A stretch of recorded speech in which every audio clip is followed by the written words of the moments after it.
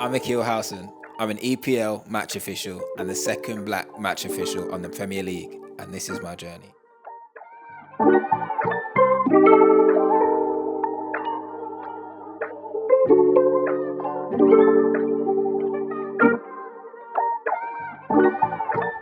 What's going on, Akil, bro? You good? You good? Yeah, how's things? Yeah, man, I'm good, thank you. How are you? Not too bad, thank you. First of all, thank you for taking the time out. Welcome to the journey. With the journey, what we like to do is take it right back to the beginning, your early life. Tell us about how you grew up and stuff like that. Yeah. So. No, thank you for inviting me. And yes, where do you want me to start, man? It's a wild journey that's got me here.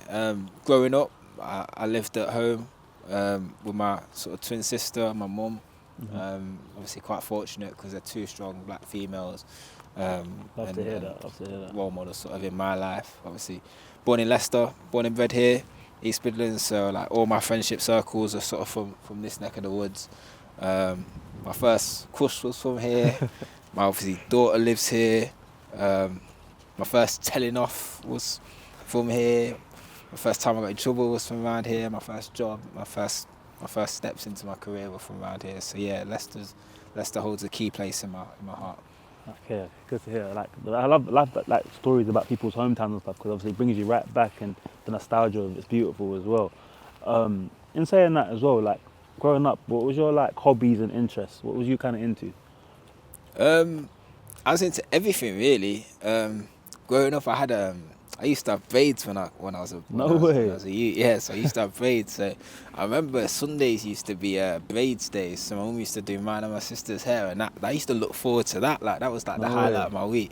Used to pick patterns and all sorts like to get my hair done in. I remember there's this one pattern I got, and I've got my head like I got a thing shaped like a little pineapple in my hair. And it was the school photo day at school that day. So that photo haunts me to this day. Hilarious. Yeah, I used to enjoy that. And then obviously the older I got, I remember then starting to fall in love with sports and activities. Obviously following the other kids at school, sort of what they're all into. I remember that's when I started just being involved in all sorts of activities. So what would you say was the first sport you really fell in love with then? Would you say it's football then, for example? Yeah, football. It's probably because of the playgrounds, really. Everyone in school was playing it, and it was just in the playgrounds. It was just guys, girls, just everyone. Lunchtime, dinner time. All we wanted to do is just play football, and it was good fun. I used to do running, so athletics. I used to be like an 800-meter runner. Oh, right, yeah. And I also used to play the trumpet. Musical instruments. I used to play the trumpet and the recorder, so I used to think that I was a jack of all trades. Doing all sorts. Okay, so talk to me more then about like obviously your dreams and aspirations as a kid as well. I should say. Like, do you want to be a professional footballer? What was the dream at that time? As a kid, my dream was just live life as a kid. I was just growing up. I just wanted to have fun and just take every day as it came. I was always quite a happy kid. I remember being quite a happy kid. Like I was fortunate to have the mum that I had, the sister that I had, and I was just happy with my upbringing. It wasn't perfect at times, but I just sort of enjoyed life.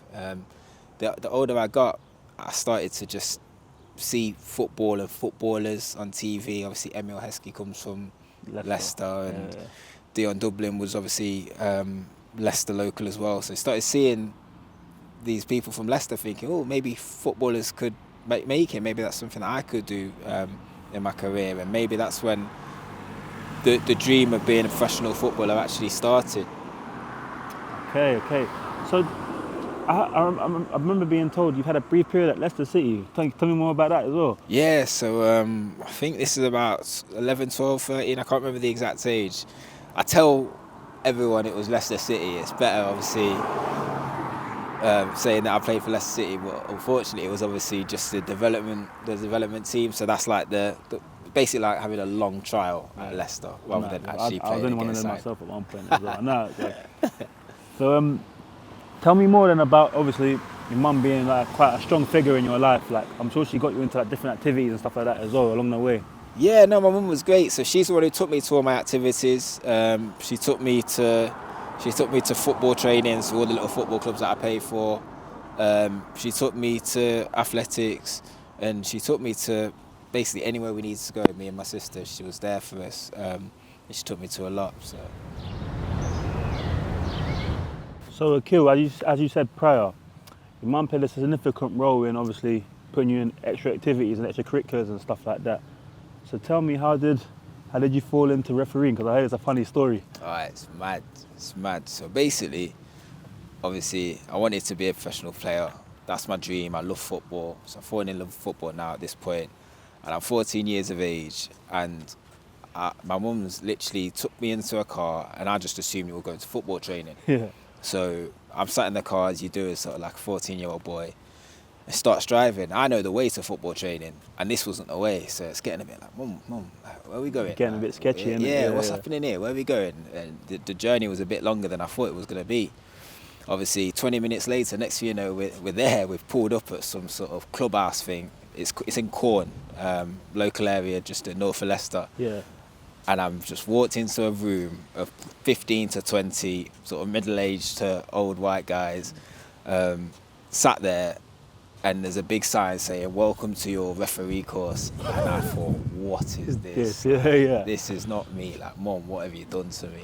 And you know the stigma of obviously being a referee, especially at a young age. Like, what was it like for you, obviously, at a young age, starting to like referee and stuff like that? Obviously, coming to your local club, Leicester Nirvana, like. That was, I'm assuming that correctly, that this is like where you first refereed the game as well, wasn't it? Yeah. So the first few years was crazy. So like, I was 14, but I still wanted to play football. I still believed that I could play football. Course, so I've finished my referee course, but in my head, I'm still going to be a professional player. So like, my mum's put me on this course for no reason. The next 2 years, all I cared about was still playing. So I'm still trying my hardest to make it. Yeah. And when I started just refereeing sort of under 7s, under 8s football, like mini soccer. Yeah. And it's quite funny as well. So I've started thinking I'm never really going to take refereeing seriously. I've gone to do my first mini soccer game, and I've literally stood there on the centre circle, blown my whistle once to start the game, and the next time I blew my whistle was to finish it. The game. And everyone's saying, "Well done, referee," giving me sort of congratulations, really well refereed, and I get a money bag of cash, and I'm thinking, I didn't do anything to earn this. This was crazy, and I thought I might give this a go. I might carry on refereeing. So I've carried on doing a bit of mini soccer at a young age, and I finally sort of made the leap to sort of do 11-a-side football, which came with extra struggles as being sort of at my age. As we all know, Sunday league and stuff like that. So, Akil, tell me as well how you had to like balance being a young ref as well as being a teenager at the same time. What was that experience kind of like? So you mean I'm not a young ref now? I mean, I didn't say that. I'm joking. So when I started, obviously 14, 15, a lot of my friends had paper rounds, and that's how they sort of got their money. And I thought that me at 14, I'm refereeing sort of 1 game, 2 games a week, and I'm getting paid that way. So that was how I found the enjoyment and sort of the drive to just keep doing it. So I'm getting paid to do this at such a young age. So that was where my drive was, and how I found the enjoyment in the early years. So after that, then you get to about 16, 17. You start climbing the levels. I have a slight understanding that refereeing levels aren't like usual levels, so you go from up to down. So what was it like transitioning from like level 7 to like level 4, for example? Yeah, so obviously the refereeing levels are a bit strange. They're a bit unorthodox. So to break it down and make it more simple, when you start refereeing, you start as like a level 8. Officially you start as a level 10, but as soon as you pass your course, you start as a level 8. And your idea is to work your way down the levels, and when you get to level 1, you're sort of at the top. Obviously early years, sort of 14, 15, I never really thought about any promotions. 16, 17, still just enjoying this. And then, you're not allowed to get promoted until you're 16. And then at 16, I applied for my first promotion, got that, and it ended up being a double jump. Okay. And the next thing you know, I was like a level 4 referee, sort of coming up to the age of 18. So when you're at level 4, I assume that's like the Ryman side of things, isn't it? Like the lower conference levels. Yeah. So we call it sort of Ishmael. Just below sort of semi-professional level 4. It's supply league football, if you've heard of that, sort of step 5, step 6, step 4, that sort of football. And 18 years of age, a hobby that sort of is fastly turning into a sort of job at this point. Having to be sort of a lot more professional than I sort of thought that I would have had to have been in a hobby. So Akil, you explored the personal training in regards to a career path as well. Can you tell me the challenges you faced during that and how it led you back to refereeing?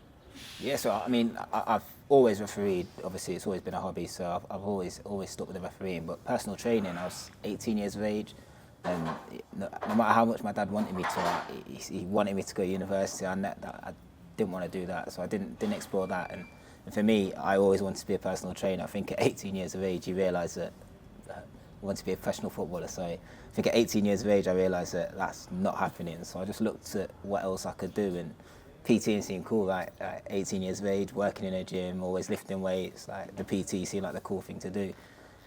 So I went into PTing at 18, whilst refereeing at the same time. But it wasn't what it was made up to be. It was tough for me. I think I was there for about a year, and it got to sort of one Christmas. It's quite embarrassing, really. Got to like one Christmas, and obviously football, local grassroots football, sort of stops because obviously the weather and stuff like that. So weren't getting any money from the refereeing side of things. And then PT, and obviously coming up to Christmas, like, why are you going to part with your money to pay a PT? It gets quiet. You're going to save it. So my two streams of income had just basically stopped, and I was sort of trying to buy Christmas presents.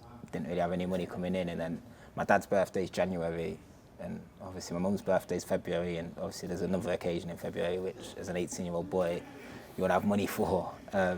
And I just had no money, and I thought, I can't do this no more. I need to sort of sort my life out and find something else to do. So from there, I understand that you transitioned into going into being the police force. Yeah. How was that? What was that like? Yeah, it was dead random. It was dead weird. It was a bit of obviously the financial aspect. I wanted a bit more financial security. And when I was younger, I watched the bill. Quite a bit. And there was always this one guy in there that I could relate to. Just that one black guy that was just in the bill. I can't remember his name for the life of me. And I thought he looked not cool, but I thought, you know what, fair play to you. Maybe I could do that one day. And I sort of knew some people within the police force at the time that were referees, so sort of similar levels to me. So it kind of went hand in hand. It did. It went hand in hand, and some of the qualities that sort of you get from working in the police, some of the things that you do in the police, sort of similar to being a referee. So I thought, oh, you know what, a bit of security. Let me apply. Didn't think I'd ever get in, and a couple of months later, they sort of accepted me, went through the process, and I was working in the police. So do you feel like being in the police, did it give you like some qualities and capabilities in regards to your refereeing career as well? Yeah, I think, if I'm honest, it changed my life, joining and leaving. It actually changed my life, yeah. It's I don't know if it's one of the best things or worst things to happen to me, but it changed my life. It gave me the skills that I needed in order to progress in my refereeing. So skills like assertiveness, decision making, man management, conflict management, dealing with tough situations, and just dealing with people. The amount of people I have to deal with, had to deal with when I was in the force, is similar to sort of when I'm out refereeing.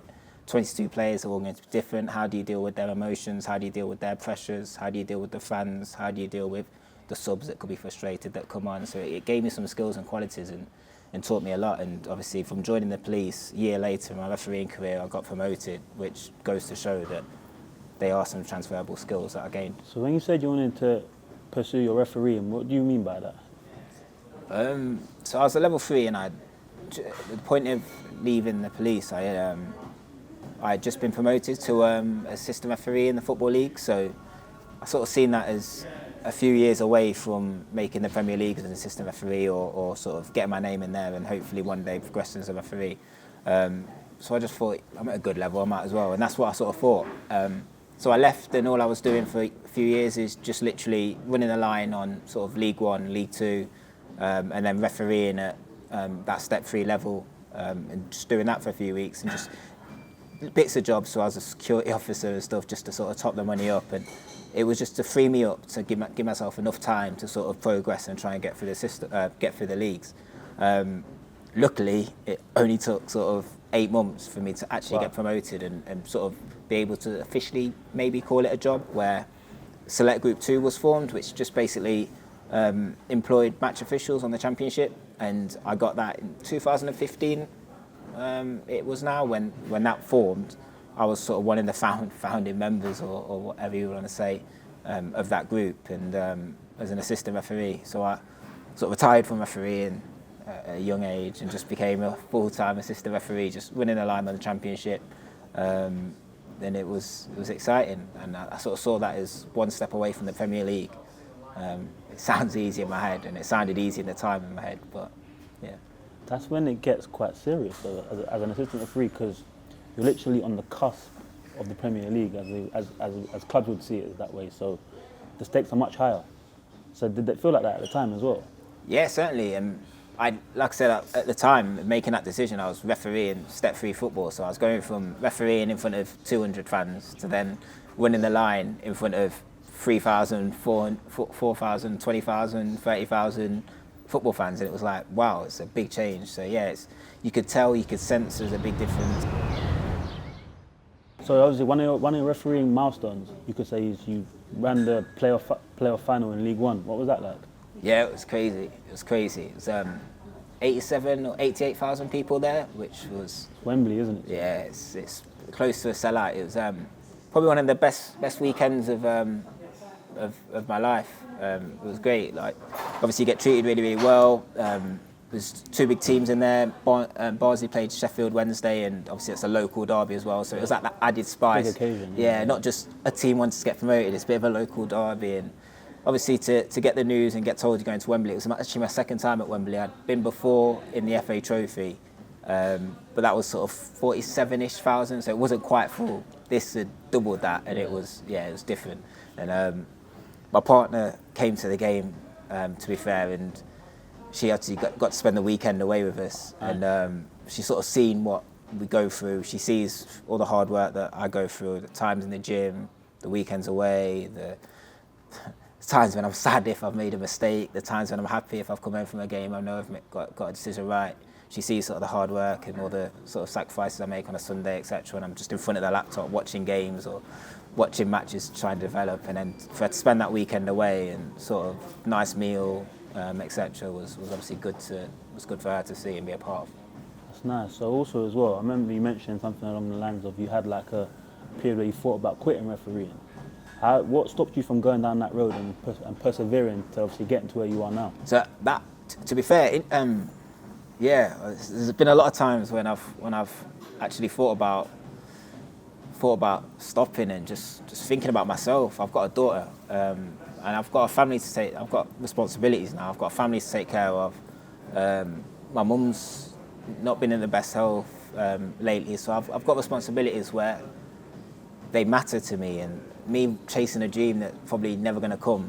I need to think about myself and my family, and I'm a man. I need to step up. So I was looking for other careers and other avenues, other things to do where I've got a bit more stability to be able to provide for the people that I need to provide for. And this refereeing stuff for me was great. Going to a lot of grounds, travelling. You're in a good position. You're shaking hands with professional players. You're on the pitch with professional players. It's great. Like, it's every kid's dream, really. I think if you've not made it as a professional footballer, it was certainly mine. But after 8 years of doing the same thing, and potentially just being overlooked, if I'm honest with myself, after 2-3 years, I felt like, give me a chance. So I understand as well, an unexpected phone call came from Howard Webb that changed everything for you. Can you elaborate on that for me? Yeah, so it was a few days after the playoff game. A few days after the playoff game happened, actually. Probably on the Tuesday or the Wednesday of that week, and obviously I've not got Howard Webb's number saved on my phone, so obviously it's a random number that came up, and I sort of debated answering or not because I was driving. It was on the car Bluetooth, and I thought, I don't know who that is. So, for some reason, I answered. I think in my mind, genuinely, the two things I thought about is cold callers never usually ring that late in the afternoon. Cold callers are usually morning people or late on people. And I thought that late in the afternoon, I thought, I'll be all right, I'll be okay. It's not going to be a cold caller. I just answer. It's probably someone who actually wants me. I answered, and he's, hello, Akil, it's Howard. Didn't want to say who's Howard, but I've literally thought, Howard, why is he ringing me?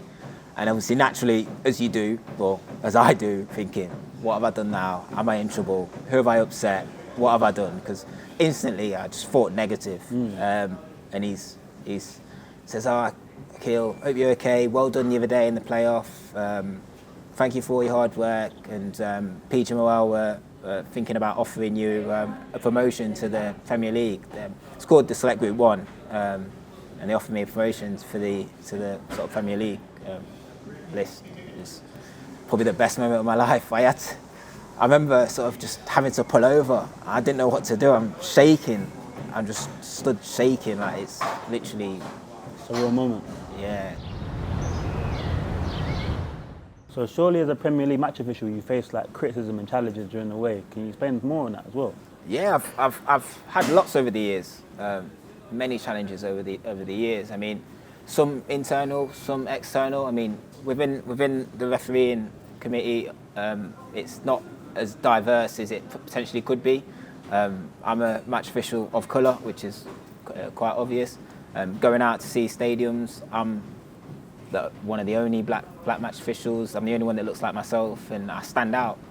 A lot of my colleagues don't sort of stand out as much as me. So if I'm going to a stadium and if I make a mistake or an error of judgment, players, fans, spectators, people watching at home remember me and see that it's me that made that mistake, while some of my colleagues are fortunately not remembered the same way that I'm remembered.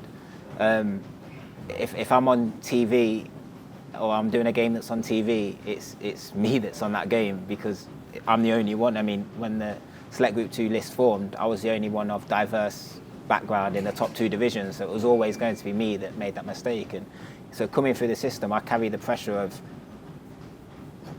my race on my back, not just myself for personal pride. I carry the pressure of my race, so that was obviously always a challenge for me.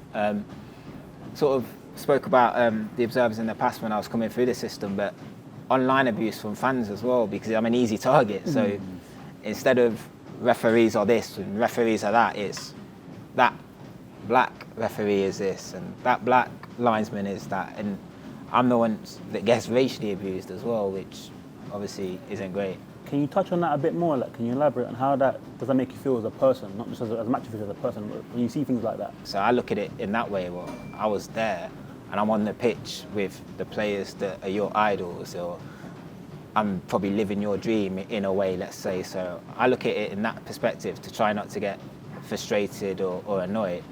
And then on the flip side, I've already learned to accept that the only reason I'm going to get the abuse is because I'm in a job, I'm in a career that's not very diverse currently. So I do stand out. So I've just prepared myself to just get that abuse. I also don't go looking for it. So I try my hardest to not go looking for it, because inevitably it's just going to come. And I know that, well, I mean, it's the pressure that I put on myself. If I react or if I allow myself to get that abuse or put myself in a situation where I'm making mistakes or errors that aren't credible or making myself, I don't know, get embarrassed, I'm letting down a whole race of people that I'm trying to inspire, really. Okay, to put a positive spin on things then, like, as a match official, have there been any memorable moments that you've had that you cherish? Yeah, lots. I could talk about all the big stadiums I've been at. I could talk about the trips that I've been on, sort of the European trips I've been on. I can talk about some of the players that I've met, but it really and truly, it's the fact that my mum is the reason that I'm here, and here as a referee, I'm here on this planet. And I remember doing a game with her.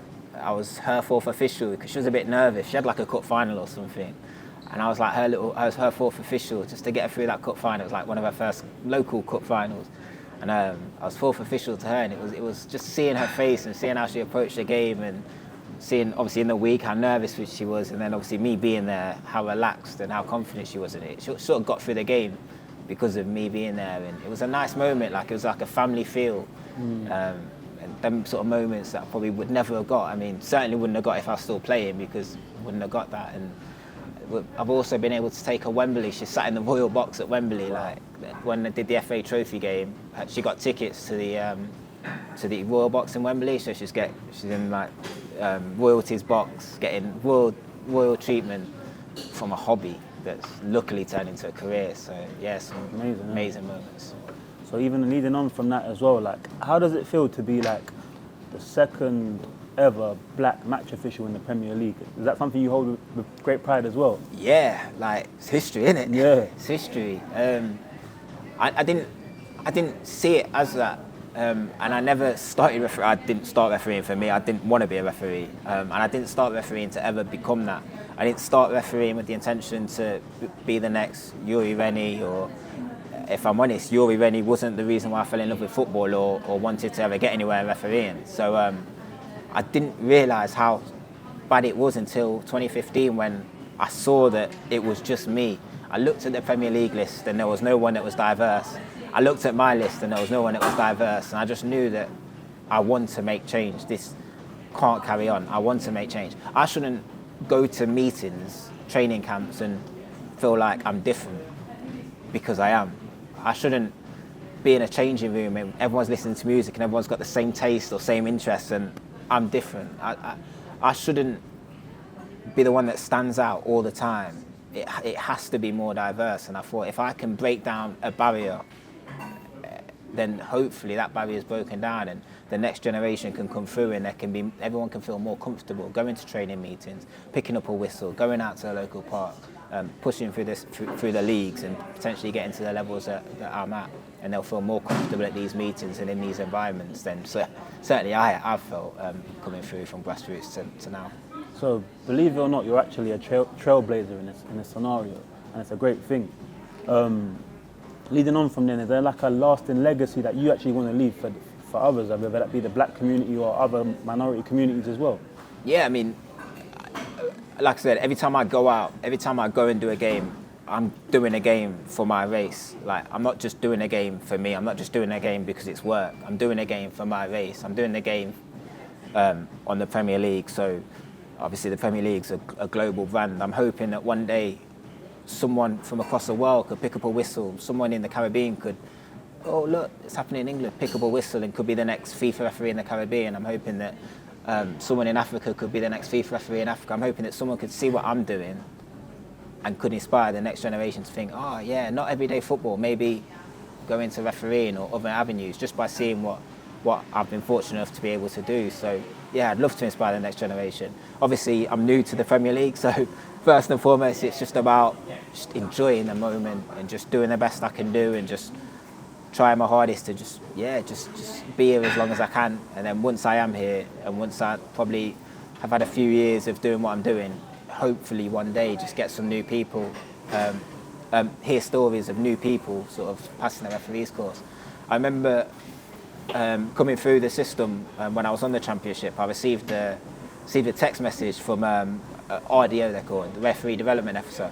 Sent me a screenshot of someone saying why they wanted to be a referee, and they said that the reason they want to be a referee is because they've seen Akil Howson do it. And if I could hear like a story like that every day, I mean, some of the DMs that I get are similar to that, but that was just mad to receive, and that was at Championship level. So It's a wholesome feeling, I assume, isn't it? yeah, it's crazy. It's such a crazy feeling. And when I did my first Premier League game, last year, my daughter was there. There's a video of her just, that's my daddy, he's got the yellow stick. She was about 2 or 3, and she's now just started school. She goes to school thinking that one day she's going to be on TV. She probably doesn't know what she wants to do, but she now lives a life where she thinks one day she can be on TV and she's going to be on TV. When I was a kid, TV to me was like, I'll never be on TV. Now, like, she sees me on TV all the time, and now she thinks that, and she's dreaming that one day she can do it. And it's just those sort of legacies that I'd love to just leave on this earth whilst I'm here. It's amazing. That's an amazing way to wrap it. To conclude, Akil, with the journey, what we have to do is we have to like basically bring it right back and try and say like, in the next maybe 5-10 years, obviously leaving a lasting legacy in refereeing and stuff like that. Where would you like to see your career and where it's taken it like after that amount of time? Yeah, I mean, so it's weird. That's a good question, because every time I've been promoted in refereeing or work or whatever I've done, everyone always asks what's next. Everyone always asks what's next. Join the police. Oh, what's next? What do you want to do? PT and what's next? You need this certificate after. I got into the football league. What's next? Well, yeah, it was steady. And then championship, it was okay. When you get in Premier League, I mean, I set my own goals, but everyone else always sets other goals on you. I've been promoted to the Premier League, and literally, the first thing people say now is, "Oh, so when you're going into Europe, or when you're doing the World Cup, or World Cup next?" And it's like, oh, let me just enjoy the Premier League first. But definitely, one day, I'd love to be able to say that my hobby's taken me all the way through to a World Cup. Wow. That would be it for me, all the way to a World Cup. I mean, Europe, Champions League, Europa League. I've been fortunate enough to do a Conference League, 2 Conference League games. So obviously the next step is a few more of them, Europa League games, Champions League, and then who knows, one day maybe a World Cup. I hope you get there, bro. I hope you get there. And lastly, if you can go back in time and speak to 10-year-old Akil, Yeah. what would you tell him? What advice would you give him? 10-year-old Akil, the advice I would give him is don't give up. Don't fall foul to peer pressure. And don't let your minds play tricks on you. Just do whatever you need to do from the heart. And just keep going. Just keep going. Akil, inspiring story, man. Really enjoyed listening to you speak. It was really great. As it is, that's the journey. I've been Joey. Akil Howson shared his story. Thank you for watching. That's been season 1. We'll see you again for season 2.